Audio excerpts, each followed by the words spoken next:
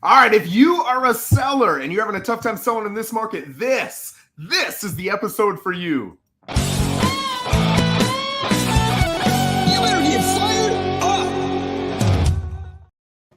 All right, guys, welcome to What's Hot. You got me, Joe Rosen, and Lissette Hurtado. Lissette, how you doing today? I'm awesome. How are you, Joe? You are awesome. I'm awesome too, man. Happy Monday. Happy Okay. Monday. So today we're going to go over some different ideas. The market's changing, right? So we're going to go over some different ideas for sellers if they're having a tough time selling. Now, it's not a buyer's market right now, right? In Port St. Lucie, at least, and throughout most of the United States, we've transitioned from the most ridiculous seller's market we've ever seen to kind of on the cusp between a seller's market and a neutral market. But it's absolutely trending towards the neutral market. So if in 2 weeks, 4 weeks, 6 weeks, it turns into a neutral market, it wouldn't surprise me at all. And how do we base that, right? We base that on inventory. If you've got less than 90 days of inventory, it's a seller's market. If you've got that 90 to 120 days, some will even stretch it up to 6 months. They call that a neutral market. And then anything over that is obviously a buyer's market, right? So right now we're kind of in that 70, 80 days of inventory. But literally 4 months ago, we were at like 20, 25 days. So we've increased significantly through the added amount of listings coming on. And one thing I want to throw out there, we talk about this all the time, is a lot of people say, well, the market's shifting, rates have gone up, so you're not seeing as many buyers buy. That's not true.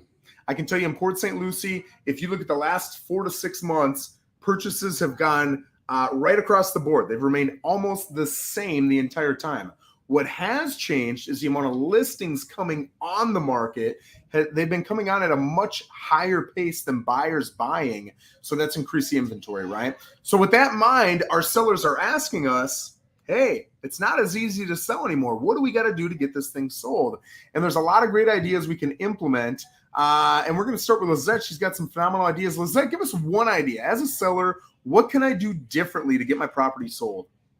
So I think just to start off the bat, let's just look at pricing. Let's see where you're at in the market and where you fit in with all the properties that are comparable properties that are active on the market. If you think right now you're between the 4 to 420 range, but you don't have the upgrades that maybe some of the other properties have, maybe your property needs a little bit of work, a little bit of cleanup, you definitely don't want to be in the higher price part of that range. You don't want to be in the 420. You want to be more towards the 400, 405 range. So just starting off with pricing the property correctly is already going to make sure that you stand apart from all the other properties that are possibly coming on the market, need some work, but they're overpriced by $5,000, $10,000.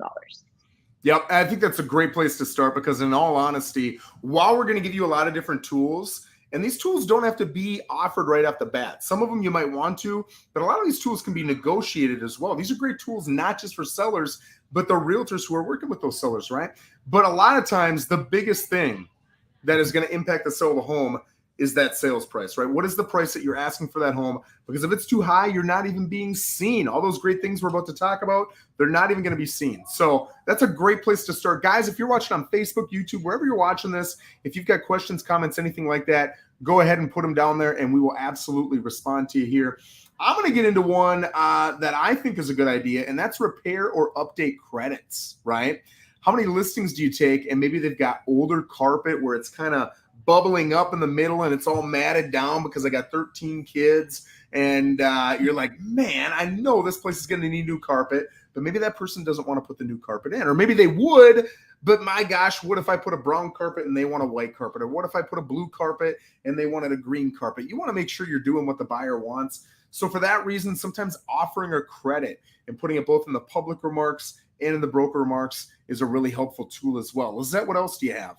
I love that. And also, I think just offering up a pre-listing inspection, you know, a lot of those issues that may come up in the inspection later on, you're able to catch them beforehand. Once again, separating yourself from other properties on the market.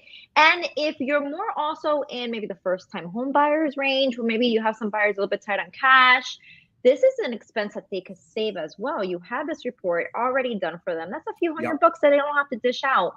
And it's definitely separating you from so many other properties that don't get this done beforehand. Yeah. And it'll save you on offers that have inspection contingencies and you can lose those buyers, right? So honestly, I think that's a great idea in any market. Phenomenal idea. Another one, I'm going to lump these two together, helping with moving costs or storage costs, or maybe a little bit of both. Sometimes that can be the thing that gets you over, especially if you've got buyers, like you said, in that lower end price range where these people don't have as much cash and they're strapped. And if you can get, be the solution to any one of their financial problems, your odds of getting them to purchase your property, maybe even over another property they like more, but because that one's going to take more cash out of their pocket, they're willing to pay your price, even if it might be $3,000, $4,000, $5,000 higher, right? So sometimes just helping them out with the cash problem, even though they're going to have to finance more of a home potentially, really can help out some of these lower end buyers with less cash. What else you got, Lissette? On the same note with the cash assistance, offering closing cost assistance, buy down rate. If we see interest rates going up, you're going to have buyers that are going to be on that borderline that they're just like, may want to pull out of the market. And having that concession of having the seller contribute some cash, could be $2,500, could be $5,000. That's something that you would negotiate with your agent, and it could possibly help them save money over the life of their loan, or help and they could apply it to their closing costs. And that would definitely separate you from other properties, other sellers as well. Yes. Here's another thing that I've really thought of as being a marketable tool. And I do this both on the list side and the buy side. Anytime I get a contract as a listing agent, or anytime I give a contract as a buyer's agent, I'm going to have an open conversation with that agent. I'm going to say, hey, let's talk about the closing date a little bit. Are your people flexible? Here's how flexible my people are. Here's kind of the earliest they could close, the latest they could close. Do they care a lot? Do they not care a lot? And just having that conversation, not only is it good communication, but it helps the other side. If Lissette is bringing me an offer, she's got the buyer, I got the seller, and her buyer is very particular on, hey, I need this date. Maybe I'm getting kicked out of my rental, or maybe my house is closing, or whatever it is. Maybe my seller does not care if they close in 30 days, 45 days, 60 days. It doesn't matter to them. What an incredibly helpful thing to be flexible with that person and help them out. I might be a more attractive option now for Lissette. She might have a buyer who actually likes another property more, but because they can't wait or let's say close a week or two earlier when that buyer wants to, and my seller can, her buyer might go with seller number 2, right? So if you can offer that closing date flexibility, I think that's really important. And kind of stealing from what we saw 6 to 12 months ago, but changing it around, how many sellers have wanted to close on a property and then get a lease back for 30 to 60 days while they go look for a home, right? Well, guys, the opposite is also true. Some people want to get in before closing, and maybe they'll lease the property for that last 2 weeks, 4 weeks, 6 weeks, whatever it is. If you're trying to be marketable to that buyer, what a wonderful thing to offer. Does everybody want it? No, but just offering it shows flexibility, and sometimes that can be the thing that gets the deal done. Lissette, what else you got? There's one thing that really doesn't cost a seller much to do, but always wows me when I see a homeowner do it. When they have a notebook with all the information of all the warranties of their appliances, the service dates, pictures of how the shutters are supposed to be up with numbers. I mean, all that just shows is that the homeowner took extra care with their property and that they're very detailed. So then also the buyers feel comfortable. And when you're comparing one property against another, you're going to say, well, this seller really took care of that house. Where this one, they have no idea when the AC was last serviced. They have no idea about the warranties. So you're coming into a property with a little bit more security also, knowing this information. I love you said, I just had a showing this last weekend, and we were walking up to the house, and the house was a decent house. I give it like a 7 out of 10, right? But walking up, the lawn sucked. It had so many spots of dirt, and it was, patchy, and the trees weren't well maintained. It had no landscaping. There was chip paint right when you're walking in. The doorknob was all rusty. And the buyer looked at me and said, I don't think I like this property. We haven't even seen the inside yet.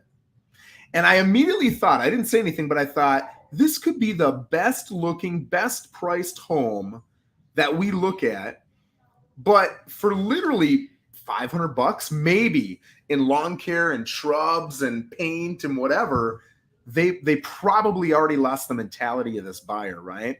Well, your book is the same thing. If you walk in, there's 2 different kinds of buyers. If you got one seller who doesn't even clean the house, right? Doesn't put any of their stuff away, doesn't think about staging it, and they're like, hey, if the buyer wants it, they'll buy it. They will buy it. $10,000 less, right? Because every other home looks wow to them and yours doesn't. So there's that seller who's like, take it if you want it, leave it if you don't. And then there's the seller who's like, I want the highest paying buyer, so I'm going to make my home look amazing, right? And they'll do things like you're saying. They'll fix that rusty knob. They'll paint the house. They'll do whatever it takes. And when you walk in as a buyer, you might not even know it, but subconsciously you're thinking, I shouldn't say thinking, you're judging that seller on how they maintain the home over the last 5, 10, 15 years based on whether or not they got a rusty doorknob, based on whether or not they've got their whole book of warranties, right? Now, is it true? It's not true, but we know it's correlational. You know, if somebody's got that book, they probably took good care of the home. You're probably more comfortable as a buyer, not only buying the property, but paying a higher dollar amount for it. So I think that's an absolute, not just a sales pitch, but you're going to get the home sold for more money. That's an awesome idea. I can ask you a question about that when we're offline here in just a second. I like it. Last two things I'm going to bring up. And these are really, the first one isn't overly aggressive. The second one's very aggressive. I would not probably start thinking about this unless it's something that you're already attracted to or it is a buyer's market, right? But the first one that's not really overly crazy is an assumable loan. You can look at your loan type. There are certain loans that are assumable, certain loans that are not. Right now, rates have gone up. So if rates are at, let's just say 5.5, and guys, I'm not saying they're 5.5. Some part of the day they'll be 5. At some point they'll be 6. Whatever, you got to check with your lender. But let's just say they're 5.5. If you're buying my home, my rate's 2.25. If you can assume my loan and not have to go out and get a new loan, man, would you rather purchase my home? Let's say my home is number 2 on your list, or would you rather purchase my neighbor's home, who's number 1 on your list? But you got to get a 5.5% rate with them and a 2.25 because you can assume mine. Right? So you can assume certain loans. If you've got a savvy enough agent to ask those questions, you can figure out if you can assume it. And now you can fund all or a portion of that purchase with a much more attractive rate. If you've got that attractive rate and you're a seller before you even put your home on the market, you want to call your lender and find out, do I have an assumable mortgage? If so, what's the process they need to go through to get that mortgage assumed? And now they can potentially take over that mortgage, and it's a much more attractive purchase for them, right? Here's the more aggressive one that will work in a buyer's, it'll work with sellers in a buyer's market. Right now, it's not cold yet, right? It's still neutral, but seller financing. Seller financing is a pain in the butt. It's tough. It's challenging. There's a lot of issues with it, but you're still getting money, right? You might get a chunk of money up front, some sort of down payment. It's 100% negotiable, but it's usually 10, 20% down, maybe even more than 20% down. And then you get to pick your rate. If rates are 5.5, it's usually two points higher. So let's say rates are 5.5, you can get seller financing for 7.5. But let's say rates go nuts and they're at 12%. If you offer seller financing at 11, that's pretty dang attractive. If my credit sucks and I can't go out and get a loan, but you're offering me a loan, even if it is at 7.5%, well, hey, listen, at least I'm not paying rent.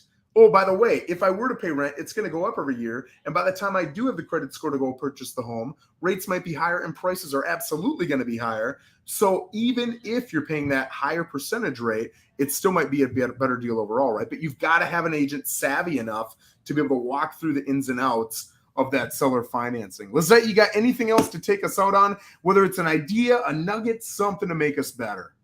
Just a little nugget. Just remember, sellers, in today's market, the current conditions that we're seeing right now, you're competing against other properties, a lot more properties than we were a couple months ago. And you're also competing against builders. Builders now have inventory. And as they have inventory, they're going to be offering a lot more concessions, a lot more incentives for these buyers. And you want to be competitive with them as well. So offering some of this stuff is going to help you. It's going to assist you and get your property sold that much quicker.